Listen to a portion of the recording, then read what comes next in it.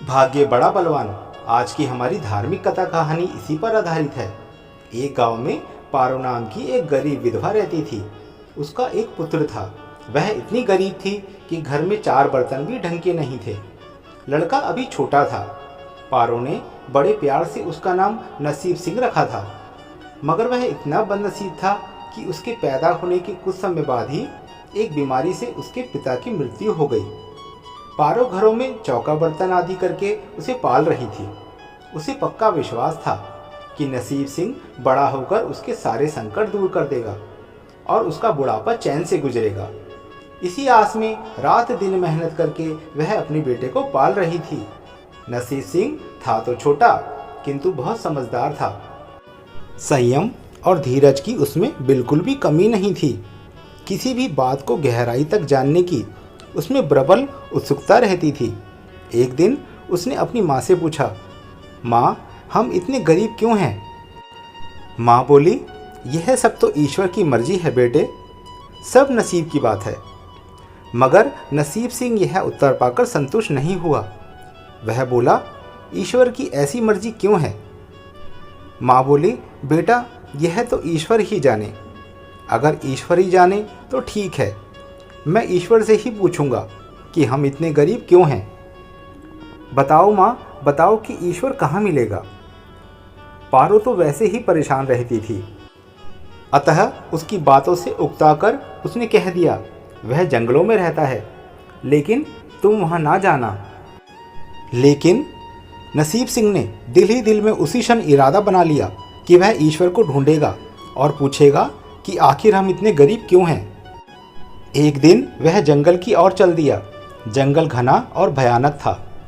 चलते चलते नसीब सिंह बुरी तरह थक गया, मगर भगवान की परछाई भी उसे दिखाई नहीं दी।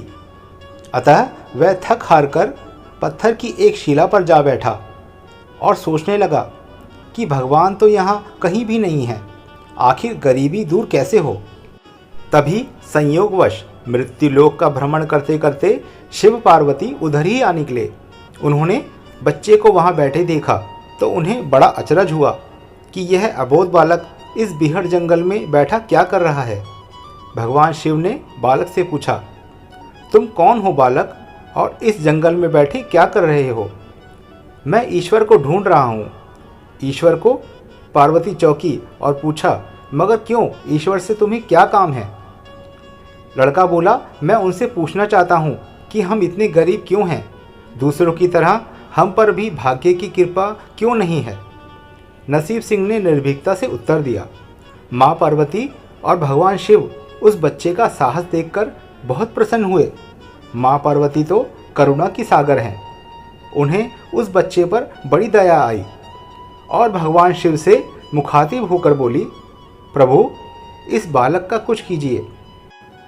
हम कुछ नहीं कर सकते पार्वती, क्योंकि इसके भाग्य में यही सब लिखा है। भाग्य देवता के लेख के अनुसार इसे ऐसा ही जीवन भोगना है। नहीं नहीं स्वामी, आपको कुछ करना ही होगा। माँ पार्वती हट करने लगी।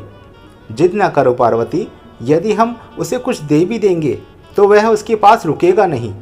इसे वैसा ही जीवन जीने दो जैसा भाग्यदेव चाहते हैं।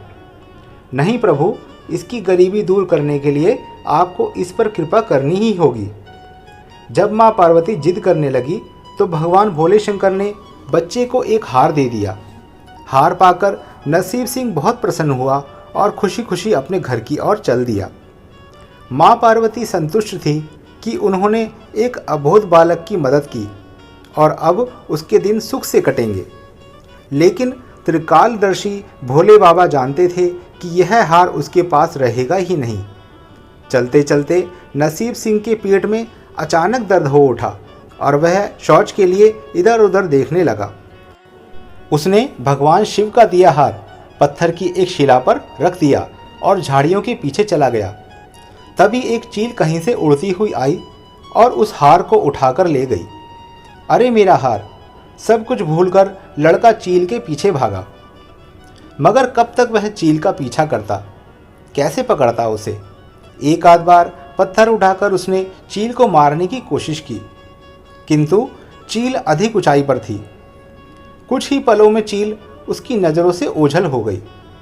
तो वह बड़ा दुखी हुआ और रोते रोते अपने घर की ओर चल दिया।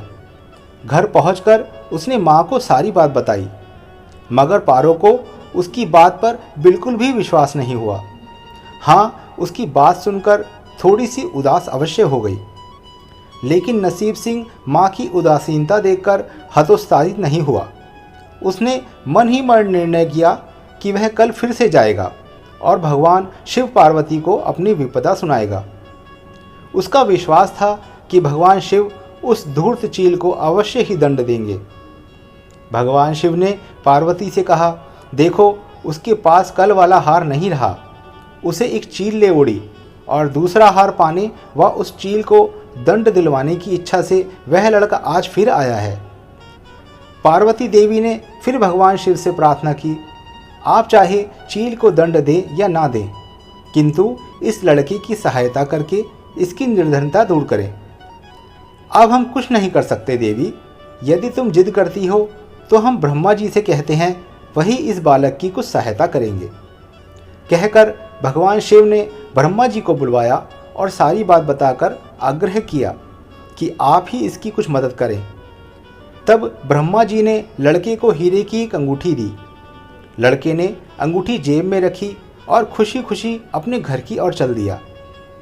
उसने सोच लिया था कि वह अब एक पल के लिए भी अंगूठी को अपने से अलग नहीं करेगा।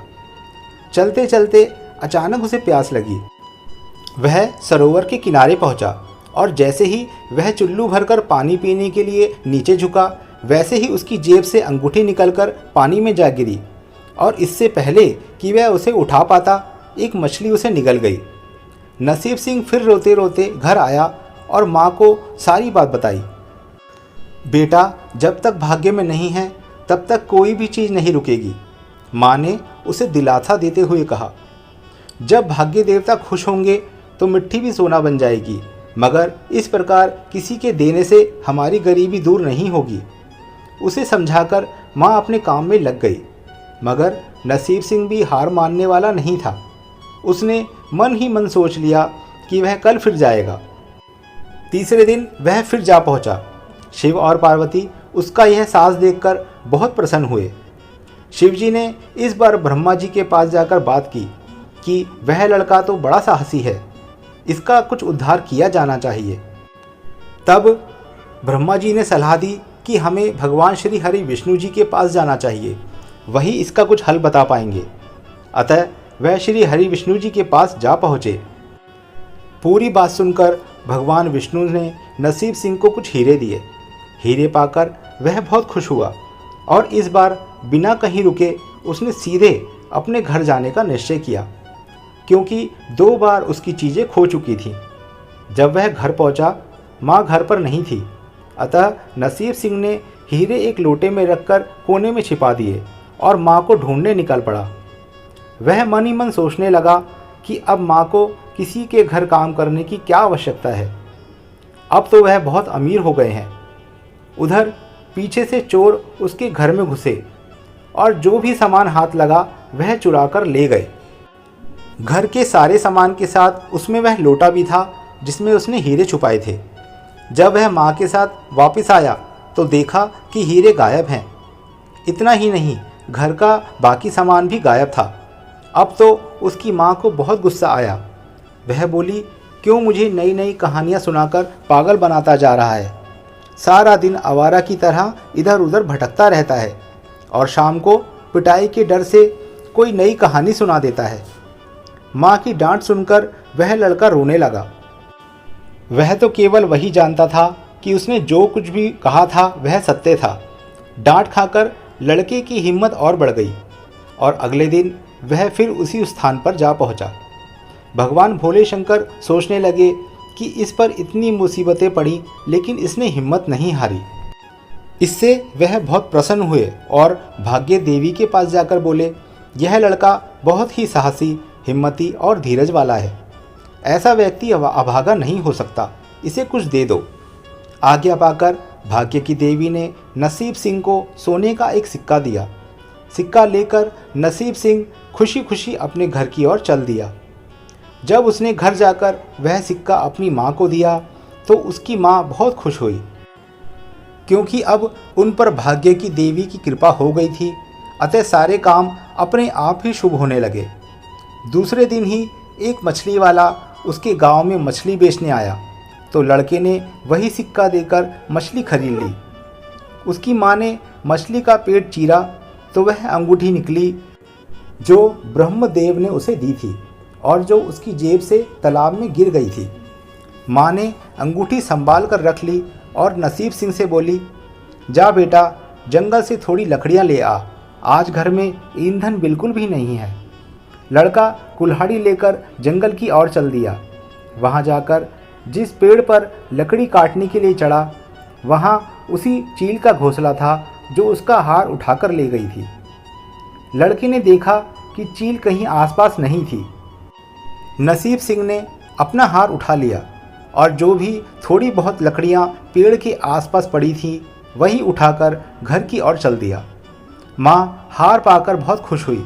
अब तो देखते ही देखते उनके दिल बदल गए। घर में किसी चीज़ का अभाव नहीं रहा।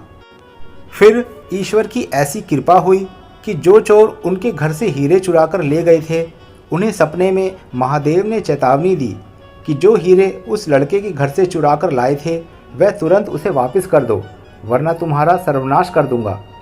चोर उसी दिन हीरे उसके घर पर दे गए और अपनी गलती के लिए माफ़ी भी मांगी। इस प्रकार उस अभागे का भाग्य चमक उठा। अब उसके घर में किसी चीज़ की कमी ना थी और उनकी गरीबी सदा के लिए समाप्त हो गई। हर हर महादेव। ऐसे ही वीडियो देखने के लिए हमारे चैनल को सब्सक्राइब करें, वीडियो को लाइक और कमेंट भी अवश्य करें। धन्यवाद।